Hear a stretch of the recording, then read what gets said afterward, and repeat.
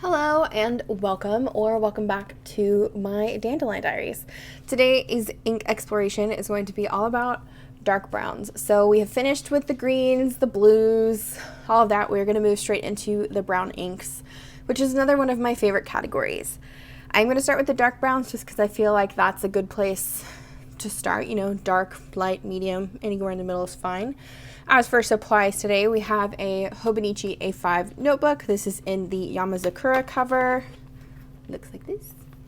I have 1, 2, 3, 4, 5, 6, 7, 8, 9 samples and a little bottle and a big bottle of ink today. I have a little tape dispenser, which is what I'm going to use to hold the ink files, a jar of water, a 𝗂𝗃𝗵𝗿 dip pen, the brass version, a little eyedropper, I have a plastic one today, and then a condiment cup, which was inspired by Leanne Likes. I also have my white t-shirt here that I have been using as a kind of ink towel, so it is getting nice and tie-dyed. This is now the second one that I have used. Alright, so let's go ahead and just get started right off the bat. We have our very first ink here. This is Ferris Wheel Press Beaver Dam Brown. When it comes to dark brown inks, I feel like this one is very dark. It almost has like a purple brown like look to it, in my opinion. It is very, very muddy looking. I feel like if someone were to describe this to me, I would say maybe like dark chocolate brown, but I don't know if that can even be classified with how dark this brown is too. When this ink dries down, it does have a bit of a dark sheen to it as well, but again, I feel like it has a very purple-ish tone to it, so I would consider it more of like a dark purpley brown.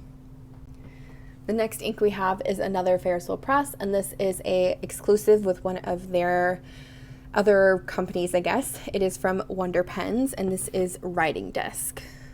When I first got a sample of this ink, I wasn't sure if I wanted to include it in the dark browns or the light brown or the medium brown, sorry. But I feel like compared to some of the others I've tried, this is still a pretty dark brown color.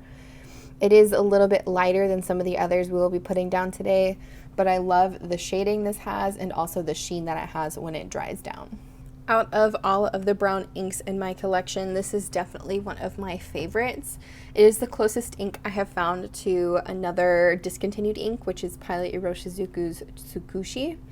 It does have the same kind of greenish sheen and the shading, but the color is a little bit different.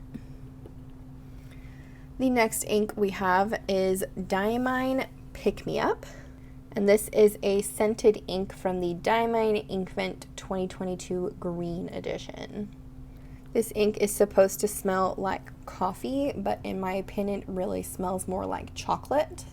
But it is quite beautiful to write with, and it is very wet. In my experience, when writing with scented inks, they always tend to have a little bit more fluidity to them. Not necessarily that they're watery or unpigmented, but the viscosity is definitely much thinner than that of some of the other inks that are not scented. For the next sample, we have an Akkerman ink. This is number 23. I believe it's pronounced Bekakt Haags, but I may be wrong, so don't take my pronunciation as law. I mean, it's probably something else. My pronunciation things is not always the best.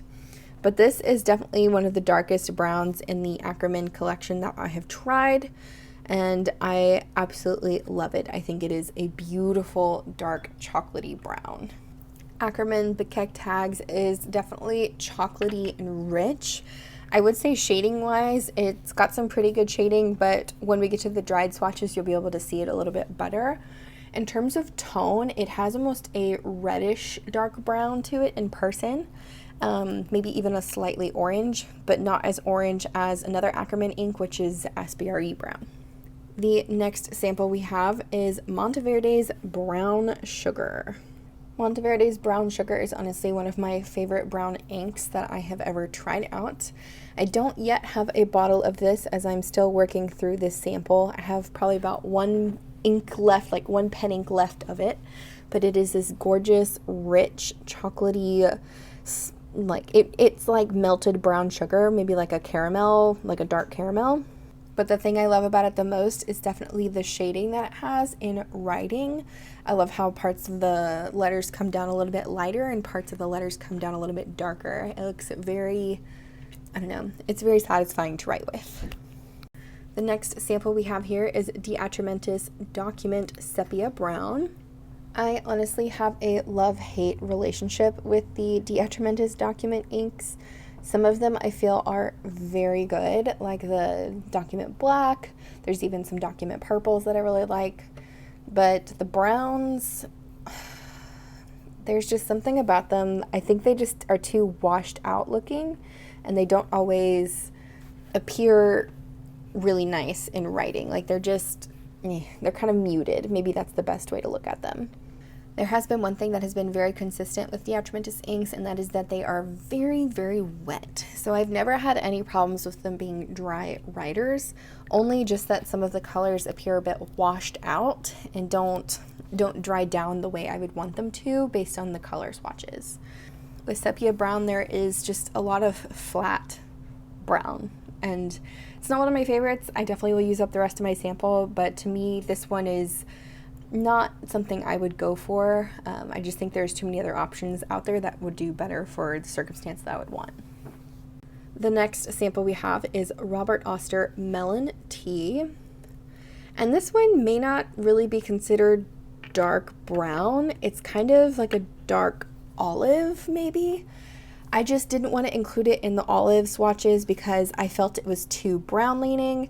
But we'll see with all of the other ones on this page how it compares.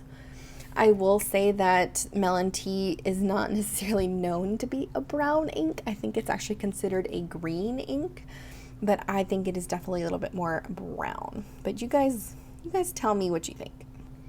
I will say that the shading on the Robert Oster Melon Tea is fabulous in terms of getting a range of colors in the writing and in the swatch. So if you could pick up a sample of this one, I highly recommend trying it out just because I think it is a very unique color and I think it would be really nice to work with in many instances.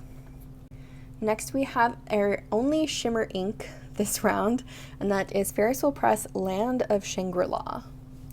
Again, this one is probably more of like a brown black, but I think it is absolutely stunning, and the shimmer that it has makes the colors look so good together. And I really enjoy this ink. The only problem I really have with it is it is so dark.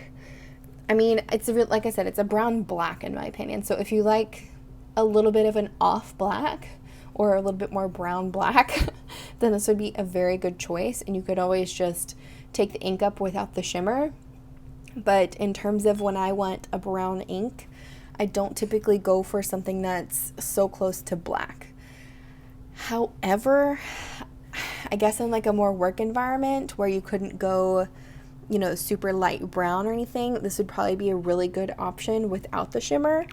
And it is a very pretty color. There isn't a lot of shading. It's just a nice dark brown black color. The next sample we have is one of my favorites, and that is Pilot Iroshizuku's Yama Guri. And I believe this one is Chestnut is the English translation. If you didn't watch my swatch video of all of the Pilot Iroshizuku inks, I will link that down in the description and in the cards, but I did give the English translations for all of the inks if you were interested. Despite the splurt that the ink had all across the page, this is actually a very well-behaved ink. It does not really have too much shading compared to some of the other Pilot Iroshizuku inks, but it does have a little bit of a sheen, which is pretty nice. Overall, I do like this as more of a brown black, so if I were to pick one, this would be the one I would pick over the Land of Shangri-La, and this would definitely be a very work-appropriate brown black ink. If I had to pick a brown from the Pilot Iroshizuku line, it's going to be Tsukushi or Inaho, which are the two discontinued brown inks. But I still like to keep this one in swatches because it's important to have a range, and I think this is a really good dark brown color and fits very well into this category. Next, we have DeAtramentis Document Black Red. So I was really iffy with including this one in this category because when I've swatched it, it's a weird color. I mean, red black should give it away, right? Like, it's just a weird combination of colors. But I will say that in writing, this is one of those document inks that I think is actually really nice because it doesn't give, you know, a flat color. It does have a little bit of dimension to it. I do think the combination of the red and black together is what gives it its very brown color. But as it dries down, you'll get to see that there is definitely a little bit of a distinction between black and red in some lightings. I don't know if it's going to be able to pick up on camera, but I'm going to do my best. And the last ink I wanted to include in the dark browns is Monteverde's Gemstone Moonstone. And again, this one technically I don't think is actually a brown ink. I think it's considered a gray. But in swatching and in writing, I feel like it's very, I don't know, I feel like it's more brown. Another thing I have noticed with this ink is it does have a stickiness to it, which I have never experienced with any other Monteverde inks. So I don't know if this is just the sample that I have of this ink, but I would highly recommend, if you get it, to just make sure you test it with a dip pen before you put it in a pen, just in case. Alright, so I'm going to let these finish drying down, and then I'll be back in a minute and we will do close-ups of all of them so you can see how they sheen, shimmer, and shade, and I will see you guys in a minute. Alright, so they have dried down for the most part. I did have a little bit of an accident with one of them when I was picking it up to check, but let's go ahead and zoom you guys in and we will do some close-ups. So starting off, we had that Ferris Wheel Press Beaver Dam Brown, very purpley, like muddy dark brown color. I like it. It's just, it's very, very dark, almost again like a brown black maybe. It does have that black sheen to it, which is really nice. A really good standard dark black with some nice shading and a little bit of sheen. Then we had one of my favorites, Ferris Wheel Press Writing Desk. You should be able to see that mild green sheen. It does have that beautiful dark brown shading to the light brown or lighter brown outside, I guess. I still consider this a dark brown, even though it could be more medium brown to some people. And its neighbor, Pick Me Up by Diamine, is almost a twin. They look very, very similar next to each other. They both have a similar green sheen and similar darker brown shading, but the Pick Me Up is scented and I think it's slightly darker. Then we had Akkerman's Bekakt Haags, which love this color so much, that almost like reddish dark brown to the brown black. It also has a black sheen, a very nice dark brown. Then we had another one of my favorites, Monteverde's Brown Sugar. I love the shading on this one. It's like a reddish, reddy brown to the dark, like black brown, also with a black sheen. I just love the Monteverde's viscosity. It's thick, but fluid at the same time. I don't know how to describe it. Writing with Monteverde ink, though, is one of my favorites, and I love their quality for the price. So it's a 30 ml bottle is about $8 to $10, depending on where you buy it from and if it's on sale. Then we had DeAtramentis Document Sepia Brown. Again, it's a beautiful brown color. I don't know if it's really dark brown now that it's next to all these other ones, but I would still say it's very flat. It's not super exciting. It is a permanent ink, being that it's a document ink, but I'm not a huge fan of this one, but it does have a nice black sheen to it, and in the writing you can kind of see a little bit of like the black around the edges of the letters. Then we had Robert Oster's Melon Tea. Remember I said this one looks kind of green, but I still think it looks really brown. It does have some brown shading and also a very minor black sheen, so it could be brown, could be maybe like a really dark olive color. I still am including it in dark browns because I think it's a little bit more brown than green, but you tell me in the comments. Then we had Ferris Wheel Press Land of Shangri-La, which next to Robert Oster's Melon Tea looks kind of greenish too. It does have that kind of champagne shimmer and a dark greenish black sheen to it. The dark undercolor is definitely kind of a greeny brown, maybe again like a super dark olive color. I still think it's dark brown, but again, y'all tell me in the comments. Then we had Pilot Iroshizuku's Yama Guri. Love this ink so much, even though we had a bit of a splat there, but that's kind of cool actually. It gives some character to the page. The sheen is a little bit green, but a little bit black at the same time. It does have some nice dark black shading compared to the dark brown of the base of the ink. I still really like this ink. It's a good quality, good flowing, well-behaved ink. It's just not my favorite out of everything on the pages. Then we had DeAtramentis Document Red Black. This one, again, like the Sepia Brown, is a bit flat, but this one has more dimension if you can tell. So here's the Sepia Brown, and then here is the Red Black. So you can see a little bit more dimension in this ink. I don't know if the camera will pick it up, but if the black sheen shows it well enough to you, it does have some black shading, and then the brownish color is more red, which makes it, I guess, more black red. Again, a very, very unique ink. I think this one would definitely be one I would pick over the Document Sepia Brown if I were to pick something from DeAtramentis. Then for the last ink, we had Monteverde Moonstone. I was picking this one up to see if it had dried, and it just dripped, so it wasn't completely dry, but it does have some really cool shading that I never noticed before, almost like a beige to black, which is kind of cool.